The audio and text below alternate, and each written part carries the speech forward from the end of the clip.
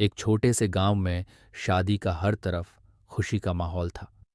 घर के आंगन में शहनाइयां बज रही थीं, मेहमान खाना खा रहे थे और दुल्हन बनी लड़की अपनी जिंदगी के नए सफर के लिए तैयार हो रही थी।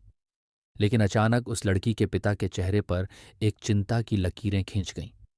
उसे एक ऐसी खबर मिल चुकी थी जिसने उसकी दुनिया को हिला कर रख दिया। फिर तुरंत अपनी बेटी को दुल्हन के रूप में ही लेकर के डीएसपी पूनम पांडे के ऑफिस में पहुंच जाता है और डीएसपी पूनम पांडे के सामने वह रोने लगता है और कहता है कि हे मैडम, आप मेरी बेटी की इज्जत बचा लीजिए। तब डीएसपी पूनम पांडे पूछती हैं, आखिर बात क्या है? तुम इतने ज्यादा परेशान क्यों हो? इस दुल्हन को इस ऑफिस में लेकर क्यों आए हो? और तुम्हारी बेटी की इज्जत को भला क्या हुआ है? फिर वो व्यक्ति चिल्ला चिल्ला कर रोने लगता है और कहता है कि मैडम जी, मेरी बेटी की आज शादी थी और आज मेरी बेटी की इज्जत लुटने वाली है। इसलिए आज मैं अपनी बेटी को शादी मंडप से लेकर के आपके पास में आया हूं। अब आप पर ही विश्वास है, हमारी मदद आपके अलावा कोई नहीं कर सकता। तब उस व्यक्ति के कहने पर डीएसपी जो महिला थी वो पूछती हैं, आखिर हुआ क्या है, पूरी बात हमें बताओ, तभी तो हम तुम्हारा मदद कर पाएंगे। तब वह व्यक्ति डीएसपी पूनम पांडे को सारी बात बताता है। पूरी बात सुनने के बाद डीएसपी पूनम पांडे के रोंगटे खड़े हो जाते हैं और एकदम से दंग रह जाती हैं और सोचती है अभी भी इस देश में इस प्रकार के दरिंदे हैं। फिर डीएसपी पूनम पांडे वहां पर एक्शन लेने जाती है तो इनके साथ एक ऐसा काम किया जाता है जिसे देखने के बाद आपके पैरों तले जमीन खिसक जाएगी। दोस्तों, इस कहानी को पूरा बताने से पहले आपसे वही हमेशा अपील रहती है कि चैनल पर अगर आप नए हैं तो चैनल को लाइक और सब्सक्राइब करना बिल्कुल ना भूलें। चलिए अब कहानी को विस्तार से समझते हैं। एक गांव में एक बड़ा ही दबंग आदमी रहता था। उसकी दबंगई का मकसद ये था कि पूरे गांव में उसी की चलती थी। गांव के लोग डर के मारे उसी की बात मानते थे। जो गरीब और कमजोर लोग थे उन पर उसका पूरा दबदबा रहता था। जब भी गरीबों लोगों को पैसे की जरूरत होती वो उन्हें पैसे तो दे देता था, लेकिन बदले में उनसे अपने खेतों और घरों पे मजदूरी करवाता था। उसकी वजह से गांव के गरीब लोग उसके मजदूर जैसे बन गए थे। दबंग आदमी अपनी मनमानी करता था और गांव वालों को उसकी हर बात माननी पड़ती थी। गांव वाले उसका कुछ नहीं कर पा रहे थे। उस गांव में उसको जो भी लड़की अच्छी लगती थी उसके साथ गलत हरकतें करता था। उस गांव में कोई भी सुंदर लड़की दिख जाती थी तो वह उसी समय उसको अपने घर पे बुला लेता था। जब लड़की उसके साथ नहीं जाना चाहती थी तो जबरन उसको ले जाता था। उस लड़की के साथ गलत हरकतें किया करत था, उसको उसके गांव वाले कुछ नहीं कर पा रहे थे। इतना ज्यादा गुंडागर्दी था उसके गांव में, केवल उसकी ही चलती थी। उसके गांव के लोग डर की वजह से उसकी ही बात माना करते थे। वहीं पर वह व्यक्ति जो गरीब वर्ग के लोग थे उन लोगों पर वो अपना पूरी तरीका से अधिकार कर लिया था। वह उस गांव का मालिक बनकर रहता था। उस गांव में उसके बिना परमिशन के कोई काम नहीं होता था और सभी गांव वालों को नौकर के समान बनाकर रखा था। यूं मानिए वह अपने इशारे पर पूरे गांव के लोगों को नचाता था और इसके अलावा कोई भी गांव का व्यक्ति उसकी बात नहीं मानता था तो उस व्यक्ति के लिए वह बहुत बड़ा सजा देता था और उसके पूरा परिवार को बहुत ज्यादा परेशान करता था। इसीलिए सब लोग उससे डरते थे, क्योंकि उसके पास में बहुत बड़ी पावर थी, उसके पास बहुत सारे बंदे थे। यदि कोई गरीब व्यक्ति उसके खिलाफ जाने की कोशिश भी करता तो उसे वह पकड़ करके गांव के चौराहे पर सभी लोगों के सामने सजा देता था। इसलिए डर की वजह से कोई भी उसके खिलाफ नहीं जाता था। उसने अपना खुद का नियम बना के रखा था, जो हर शादीशुदा लड़की के लिए एक बुरे सपने से कम नहीं था।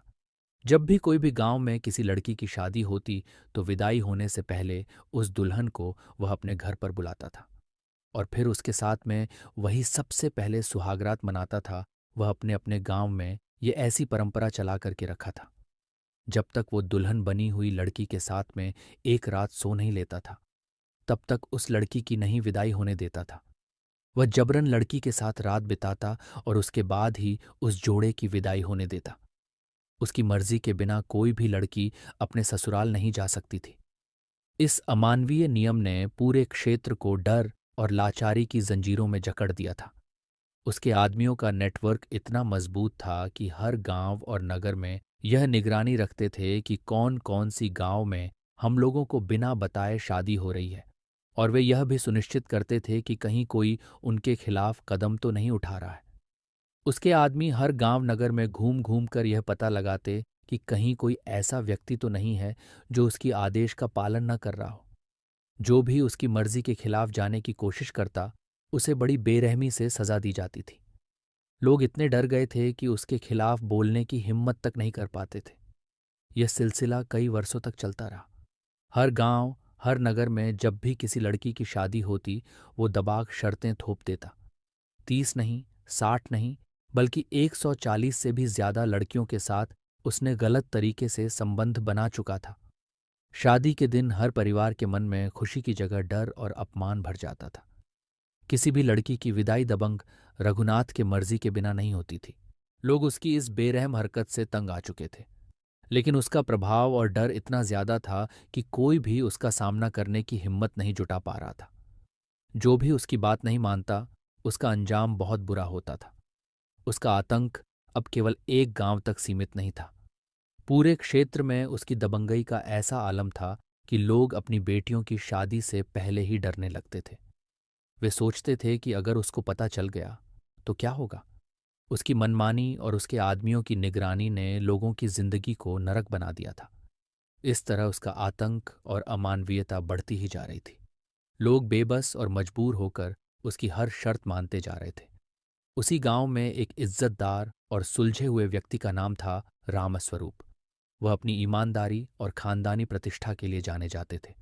रामस्वरूप के जीवन की सबसे बड़ी खुशी उसकी बेटी राधा थी, जो अब धीरे धीरे जवान हो रही थी। राधा सुंदर, संस्कारी और अपने पिता की परछाई थी। लेकिन रामस्वरूप के लिए यह खुशी एक बड़ी चिंता बन चुकी थी। लेकिन उस गांव में वो दबंग व्यक्ति था जो अपनी ताकत और क्रूरता के लिए मशहूर था। उसके पास इतना पैसा और शक्ति थी कि गांव का हर व्यक्ति उससे डरता था। वह गरीबों को सताने और गांव की महिलाओं की इज्जत से खिलवाड़ करने में पीछे नहीं हटता था।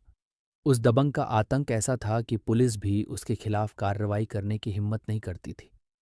रामस्वरूप हर रोज अपनी बेटी राधा को देखकर डर से सहम जाते थे। उसकी एक ही चिंता थी कि अगर उस दबंग की नज़र मेरी बेटी पर पड़ गई तो वह उसकी इज्जत बर्बाद कर देगा। ये डर उसकी नींदें उड़ा चुका था। एक दिन शाम को जब रामस्वरूप चुपचाप घर के बाहर बैठे थे, उनकी पत्नी जानकी ने उन्हें परेशान देखा। वह उनके पास आईं और पूछा, क्या बात है जी? आप इतने परेशान क्यों रहते हैं? राधा अब जवान हो गई है। हमें उसकी शादी के लिए अच्छा घर देखना चाहिए। उसकी उम्र निकल रही है और हम पर उसकी जिम्मेदारी है। रामस्वरूप यह सुनते ही फूट फूट कर रोने लगे।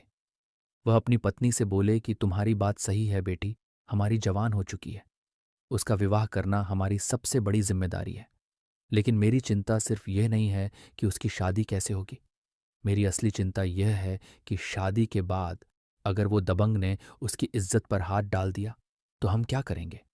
फिर रामस्वरूप की यह बात सुनकर उनकी पत्नी का दिल भी बैठ गया।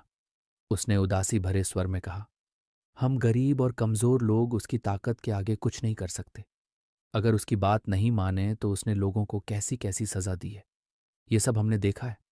हम तो जैसे उसके गुलाम बन गए हैं। उसके पिता रामस्वरूप और उसकी पत्नी दोनों इस चिंता में डूबे रहते थे कि पुलिस जो है उसी के यहाँ पर आती है, जैसा वो कहता है पुलिस वैसा ही करती है। यदि ऐसे हालातों में यदि हम पुलिस के पास में जाएं तो पुलिस भी हमारी क्या मदद करेगी, क्योंकि पुलिस यहाँ की खुद उससे डरती है।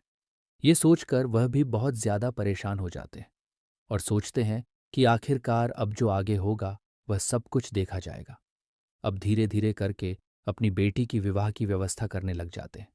शादी की जब पूरी तरीका से व्यवस्था करता है और शादी की जब तारीख तय हो जाती है तो कुछ दिन बाद बारात आने वाली थी और इसके पिताजी अपनी बेटी की बारात वालों की खाने पीने की तैयारियां करा रहा था। चारों तरफ से खाने होने की तैयारियां चल रही थी। लेकिन जब शाम के समय में बारात आती है और बड़े अच्छे ढंग से बारात की खातिरदारी होती है और सुबह की समय में जब विदाई का समय आता है, तब तक सूचना उसी दबंग के पास में आ जाती है और वो भी सूचना वापस भेजता है कि भाई, तुम अपनी बेटी का विवाह कर रहे हो, लेकिन विदाई करने से पहले अपनी बेटी के लिए आप हमारे यहाँ पर लेकर के आओ। पहले एक रात हम इसके साथ में सोएंगे। जब इस सूचना के लिए वो लड़की का पिता सुनता है तो एकदम से उसका कलेजा दहल जाता है और वह मन में सोचने लगता है कि आखिरकार अब मैं क्या करूं? खुद खुशी कर लूं या फिर आत्महत्या कर लूं या फिर मैं अपनी बेटी के लिए हमेशा हमेशा के लिए ख़त्म कर दूं। लेकिन मैं अपनी आंखों से अपनी इस बेटी के लिए इस दरिंदे के हवाले नहीं कर सकता हूं। यदि यही सब ऐसा चलता रहा तो एक दिन मैं कुछ ना कुछ गलत कदम ज़रूर ही उठा लूंगा। तब सभी लोग उसके लिए समझाते हैं कि देखो भाई, आखिर मजबूर है, हम लोग कर भी क्या सकते हैं। अब तुम कोई भी गलत कार्य मत करो। तब उसके दिमाग में एक बात आती है और वो तुरंत अपनी बेटी के लिए उसी दुल्हन के रूप में अपनी मोटरसाइकिल पर सवार होकर के तुरंत शहर में आ जाता है। और शहर में थाने भी नहीं जाता है, वह सीधे ही महिला डीएसपी ऑफिस में पहुंच जाता है। जो महिला डीएसपी थी, जिसका नाम पूनम पांडे था, वो महिला अपने कार्य के लिए बहुत ज्यादा शक्त थी। अपने कार्य बड़े निष्ठा भाव के साथ में करती थी और समाज का काम तो इस प्रकार से करती थी जैसे मानो कि वह स्वयं का ही काम कर रही हो। इस वजह से वह लोगों की नज़र में बहुत ज्यादा विकसित हो गई थी। जब पुलिस कार्य नहीं करती थी तो महिला डीएसपी के पास में जब शिकायत पहुंचती थी तो पुलिस आगे आगे भागती थी, क्योंकि महिला डीएसपी जो थी बड़ी ईमानदारी के साथ में वो कार्य किया करती थी और वो इस बात के लिए सोच रही थी पूरे ज़िले में मैं तैनात रहूं और वो क्राइम का नाम और निशान हमेशा हमेशा के लिए मिटा दूं। बस महिला डीएसपी का इसी बात पर फोकस था। जब रामस्वरूप महिला डीएसपी के पास जाता है तो महिला डीएसपी वो अपने ऑफिस में बैठकर रिपोर्ट्स देख रही थी। तभी वहां पे रामस्वरूप को देखती है तो उसके चेहरे पर डर और आंसुओं का सैलाब था। वह डीएसपी के सामने घुटनों के बल बैठ गया और हाथ जोड़कर गिड़गिड़ाने लगे कि मैडम जी, मेरी बेटी की इज्जत बचा लीजिए। आज मेरी बेटी की जिंदगी खतरे में है। डीएसपी जो अपने सख्त रवैये के लिए जानी जाती थीं, वो यह दृश्य देखकर चौंक गईं। उन्होंने गंभीर स्वर में पूछा, भाई ऐसी कौन सी बात हो गई है जो तुम इस तरह मेरे ऑफिस में आकर घुटनों के बल बैठ गए हो? क्या घटना हुई है? कौन तुम्हें और तुम्हारी बेटी को परेशान कर रहा है? बताओ, बिना डरे सब सच सच बताओ। तो उसके पिता रोते रोते कहने लगे कि मैडम जी, मैं एक गरीब आदमी हूं। मैं ईमानदारी से अपनी जिंदगी जीता हूं। मेरी एक ही बेटी है, राधा। उसकी शादी बड़े अच्छे तरीका से हुई है। अच्छे तरीका से बारात आई है और बारात की भी मैंने खातिरदारी बड़े बढ़िया ढंग से की है। इसके साथ फेरे भी हो चुकी है, विवाह जो है पूर्ण तरीका से हो चुका है। लेकिन मैं अपनी बेटी की इज्जत बचाने के लिए, इसकी इज्जत कहीं दांव पर ना लग जाए, इसलिए मैं आपके ऑफिस में आपके पास आया हूं। कृपया करके मैडम जी, आप हमारी ऐसी कठिन घड़ी में मदद कीजिए। तब महिला डीएसपी कहती हैं कि तुम यही बातों पर घुमा फिरा रहे हो। आखिर बात सच सच क्या है? सच सच बात हमें बताओ। तब वह व्यक्ति मैडम के सामने बैठ करके बताने लगता है कि हे मैडम जी, हमारे गांव का, हमारे यहाँ का जो दबंग व्यक्ति है, हमारे गांव में जितनी भी लड़कियों की शादी हो जाने के बाद में जब विदाई होती है, तब वह दरिंदा अपने यहाँ पर बुलाकर के विदाई से पहले बेटियों की इज्जत लूटता है। उनकी इज्जत के साथ में खिलवाड़ करता है उस पिता के मुख से। जब ये बातें महिला डीएसपी पूरी तरीका से सुन लेती हैं तो महिला डीएसपी का पारा काफी हाई चढ़ जाता है। गुस्से की वजह से चेहरा लाल पड़ जाता है और कहने लगती हैं और सोचने लगती हैं, तुम्हारे ऊपर वो इतना ज्यादा जुल्म करता है, इतनी दबंगई दिखाता है और नगरवासी सभी उसके दबाव में रहते हैं। कोई भी नगरवासी उसका विरोध नहीं करता है। तब वह पिता कहते हैं कि हे मैडम जी, विरोध तो हमारे नगर के बहुत से लोगों ने किया, लेकिन उन लोगों के लिए उसने अपने आदमियों से कह करके चौराहे पर उल्टा लटका करके ऐसी ऐसी मार लगवाई है कि उनका बचना भी दुर्लभ हो गया है। उनका ट्रीटमेंट भी डॉक्टर लोग करने से मना कर रहे हैं। वह दरिंदा विरोध करने वाले व्यक्ति के लिए ऐसी कठोर सजा देता है। आखिर इतने पावर हो जाने के बाद भी उसका साधारण सा व्यक्ति कौन क्या कर सकता है? पुलिस यदि थाने से भी जाती है, वह भी उसी के पक्ष में बोलती है। यदि कोई थाने में जाकर रिपोर्ट करे तो थाने के पुलिस वाले भी उसी दबंग वाले के पास में बैठते हैं, उसी के साथ भोजन करते हैं और उससे मिलकर के बातचीत करके पुण्य वापस अपने थाने के लिए लौट कर चले जाते हैं। कहीं से कहीं तक हमारी मैडम जी सुनवाई नहीं होती है, इसलिए सभी लोग चुपचाप रह करके अपनी अपनी बेटियों की शादी करते हैं और विदाई से पहले हर बेटी को उसके घर भेज देते हैं। तब उसके बाद में वह कहीं विदाई होने देता है। जब उस पिता के मुख से महिला डीएसपी इस बातों के लिए सुनती है तो आश्वासन देती है कि हे भाई, आप चिंता मत करो, मैं तुम्हारी पूर्ण तरीका से मदद करूंगी। आप अपनी बेटी को यहीं पर बैठा दो और अपनी बेटी का जो दुल्हन का जोड़ा है वो मुझे दे दो। मैं दुल्हन बनकर उसके पास जाऊंगी। फिर दुल्हन बनकर थाने के लिए फ़ोन लगाती है। फ़ोन करके कहती हैं तो थाने वाले कहते हैं कि हे मैडम जी, वो बहुत बड़ा पावरफुल व्यक्ति है और उसके ऊपर पॉलिटिक का हाथ भी है, इसलिए पुलिस उसका कुछ भी नहीं कर पाती है। और आप भी जब जाए तो बड़ी सतर्कता के साथ में उसके ऊपर हाथ डाले, अन्यथा कुछ भी घटना घटित हो सकती है। क्योंकि उस व्यक्ति का नेटवर्क जो है वह बहुत बड़ा है, उसका जो नेटवर्क है बहुत फैला हुआ है, इसलिए कोई व्यक्ति उसका सामना नहीं कर पाता है। जब थाने की पुलिस के मुख से महिला डीएसपी जब इन बातों के लिए सुनती है तो उन्हें एकदम से फटकार लगाती हैं और कहती हैं कि तुम सभी पुलिस वाले डूब करके मर जाओ, तुम्हें शर्म आना चाहिए, तुम पुलिस प्रशासन में होते हुए भी और कायरों जैसी बातचीत कर रहे हो। जब जनता ऐसी बातें करे तो पुलिस के पास में आती है, और जब पुलिस ही ऐसी बातें करेगी तो जनता कहाँ जाएगी। महिला डीएसपी थाने के सभी स्टाफ के लिए बहुत ज्यादा डांट फटकार लगाती है और थाना अध्यक्ष से फोन लगा करके कहती है तुम्हारे पास में जितनी भी फोर्स है उसे तुरंत ही सिविल ड्रेस में तैयार करो। और कई थाने की पुलिस के लिए महिला डीएसपी जो थी फोन कर देती हैं कि तुरंत पुलिस फोर्स लेकर के उस गांव पर पहुंचो, उस गांव के लिए चारों तरफ से घेर लो। तभी महिला डीएसपी के फोन पहुंचते ही 5 स्थानों की पुलिस वहां पर पहुंच जाती है। कुछ लोग सिविल ड्रेस में महिला डीएसपी के साथ में जाते हैं और महिला डीएसपी जो होती हैं उसी लड़की का जो जोड़ा होता है दुल्हन वाला, महिला डीएसपी उसी जोड़े को पहन लेती हैं और दुल्हन बन कर के उसी व्यक्ति के घर पर पहुंच जाती हैं और उस व्यक्ति से कहती हैं ये बताओ हमें लेने के लिए कोई आएगा या फिर वहां पर हमें स्वयं ही जाना पड़ेगा। तब वह पिता कहता है मैडम जी, तुम्हें स्वयं वहां पर जाना पड़ेगा, वह आता किसी के यहाँ पर नहीं है, केवल उसके पास में सूचना ही आती है और सूचना तो हमारे यहाँ पर सुबह ही आ चुकी है और एक बार सूचना और भी आ चुकी है। यदि हमने तीसरी बार लड़की के लिए उसके पास में नहीं भेजा तो फिर कुछ भी कर सकता है, यहाँ पर आकर के वो आतंक मचा देगा। तब वह कहती है ठीक है, मुझे लेकर के चलो उसके पास में। अब महिला डीएसपी दुल्हन के निवास में उसी के पास में जाती हैं, उसी व्यक्ति के पास में जो लड़की का पिता होता है। वह अपनी बेटी बनाकर के महिला डीएसपी के लिए दुल्हन वाला जोड़ा पहना करके उसी बादशाह व्यक्ति के घर पर पहुंच जाता है और दरवाजे पर पहुंच करके आवाज लगाता है कि हे बाबूजी, आज मैं आपके दरवाजे पर अपनी बेटी को लेकर के आ गया हूं। ये बात जब वह सुनता है तो निकल करके आता है और कहता है कि तू बहुत बड़ा बाला बदमाश हो रहा है। मैं 2 सूचनाएं मैंने तेरे पास भिजवाई, एक खबर में ही पहले से पहले आकर के लोग अपनी लड़की को यहां पर छोड़ जाते हैं और तेरे पास में 2 सूचनाएं पहुंच गईं। फिर वह कहता है कि बाबूजी, क्षमा करना, काम मेरे पास में बहुत ज्यादा था और अपने घर में करने वाला केवल मैं अकेला ही हूं। कोई भी व्यक्ति मेरे साथ कार्य में हाथ नहीं बटा रहा था, इसलिए मुझे देर हो गई और मैंने सोचा सारा काम मैं समेट दूं, तभी मैं आपके पास में जाऊं। तब वो कहता है चल इस लड़की के लिए अंदर भेज।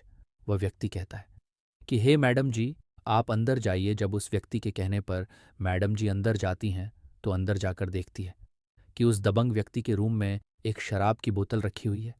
वहीं पर उसके जो औजार थे गुप्ती, वो भी सभी रखे थे और बाकी बंदूकें भी इधर उधर टंगी हुई थी। पूरा उसने झाड़ खाना बना करके रखा था। और फिर उसके बाद में मैडम से कहता है इस बेड पर जाकर के तुम लेट जाओ। उस दबंग आदमी की बात सुन करके मैडम डीएसपी जो थी वहीं पर बैठ जाती है और फिर उसके बाद में बहे अपने वस्त्रों को उतार करके मैडम डीएसपी के पास में आता है।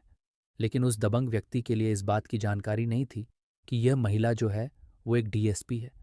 वो तो उसी व्यक्ति की लड़की के लिए समझ रहा था। उसी गांव की जैसे ही वह दबंग व्यक्ति आकर के दुल्हन के घूंघट के लिए हटाता है, तैसे ही महिला डीएसपी तुरंत उस दबंग व्यक्ति के हाथ को पकड़ करके जल्दी से मैडम उसके 2 तमाचे लगा देती हैं और वहीं पर रिवॉल्वर से उसे डराने धमकाने लगती है और कहती हैं यदि तूने जरा सी भी होशियारी की तो मेरी पिस्तौल की गोली तेरे दिमाग के लिए छलनी कर देगी। आज तेरी सारी हेकड़ निकल जाएगी। तूने बहुत सारा जुल्म कर लिया इस गांव के लोगों के ऊपर। बहुत ज्यादा तूने इस नगर की लड़कियों के लिए अपना दुल्हन का शिकार बना लिया। न जाने कितनी लड़कियों के साथ में तूने सुहागरात मना ली। अब तेरी सुहागरात उस ससुराल में बनेगी जहां पर तेरे जैसे हजारों कैदी बंद हैं। इस बात को सुनकर के बहे दबंग व्यक्ति समझ जाता है और कहता है कि हे मैडम जी, आज तुम मुझसे गलत पंगा ले रही हो और तुम्हें पता नहीं है मेरी बहुत बड़ी पावर है। कोई भी प्रशासन मेरा कुछ भी नहीं बिगाड़ सकता। इसलिए तुम मेरे लिए छोड़ दो, और तुम अपनी सलामती चाहती हो तो यहां से तुम तुरंत ही चली जाओ। तब मैडम डीएसपी कहती हैं, अब तो तुझे पता चलेगा कि आखिर अब खैर किसकी नहीं है। उसी समय पर महिला डीएसपी जो थी वो तुरंत डीएम साहब के लिए फ़ोन करती हैं, और इधर एसपी साहब से भी कहती हैं कि ऐसी ऐसी वारदात इसके पास में बरामद हुई है। तो वहाँ से डीएम साहब भी और एसपी साहब भी, सभी लोग उसी गांव में आ जाते हैं, और फिर उसके बाद में अपनी फोर्स के लिए भी वो फ़ोन करते हैं। इधर एसपी साहब भी अपनी पुलिस के लिए आदेश करते हैं। इसके अलावा उस दबंग व्यक्ति के जितने भी पालतू कुत्ते थे उन सभी के लिए पुलिस जाकर के गिरफ्तार कर लेती है, और गिरफ्तार करवाने के बाद में तुरंत महिला डीएसपी जो थी उस दबंग व्यक्ति के लिए भी गिरफ्तार करवा लेती हैं, और गिरफ्तार करवाने के बाद में पुलिस की पूरी फोर्स उस गांव के लिए चारों तरफ से घेर लेती है। अब तो नगर के चारों तरफ पुलिस के हूटर ही हूटर बज रहे थे। अब उस दबंग व्यक्ति के लिए महिला डीएसपी जो थी गिरफ्तार करवा लेती हैं। उसका जो मकान होता है, तब कोर्ट से आदेश लेने के बाद डीएम साहब और एसपी साहब उसे तुरंत ही जेसीबी की मदद से उसे गिरवा देते हैं। इस प्रकार से उस दबंग व्यक्ति का घर, मकान सारा तहस नहस कर देते हैं। उसके बाद में उस दबंग व्यक्ति का गांव से नाम और निशान मिटा दिया जाता है। इस कहानी का अंत यहीं पर होता है। हमारा उद्देश्य इस कहानी को सुनाने के पीछे किसी की भावनाओं को ठेस पहुंचाना या किसी को परेशान करना नहीं है, बल्कि इन कहानियों के माध्यम से हम आपको जागरूक करना चाहते हैं और यह दिखाना चाहते हैं कि पुराने समय में समाज में किस प्रकार के हालात हुआ करते थे।